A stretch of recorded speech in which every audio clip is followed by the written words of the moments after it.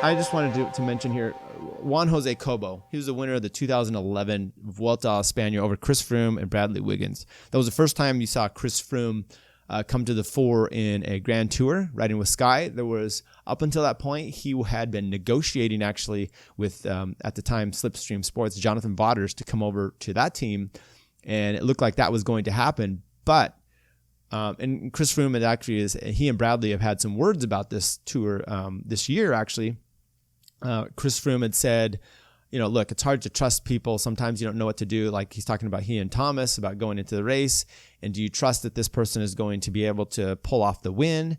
And if you're not sure, then you've got to make sure you're up there. You don't want to lose time. And he's like, look, I didn't win the 2011 Vuelta because I was working for Brad and I was doing all this stuff for him. And then he falters. And then when he falters, I've got to step up.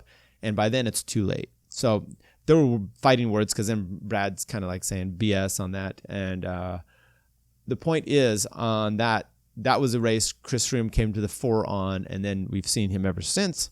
But the interesting part of that race is you may a little not know, Juan Jose Cobo actually won the race that year. Well, he's just been declared by the UCI that he's been found guilty of the UCI biological passport violation. So Chris Froome now stands to be declared the winner of the 2011 Vuelta a España. Just when you thought Chris Froome was going to go through 2019 without winning a Grand Tour, he has one handed here. And did you know that you can still be in competition for a Grand Tour 8 years after the fact?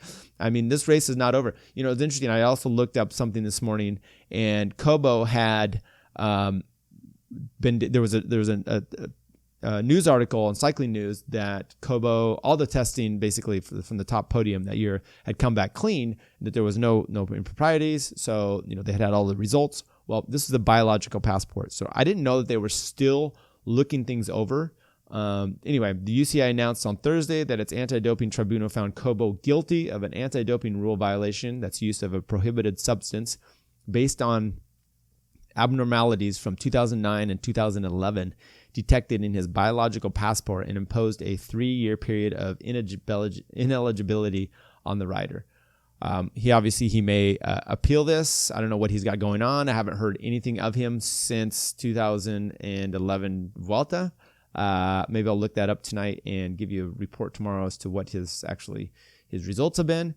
But being awarded a 7th Grand Tour victory will be a little consolation for Froome, obviously because he just wrecked out. Really interesting to note that Froome ended the race 13 seconds down on Cobo in the final classification with Brad Wiggins at 1:39. Back then, Bauke Mollema, who was with Rabobank, was 4th, so he might get his podium.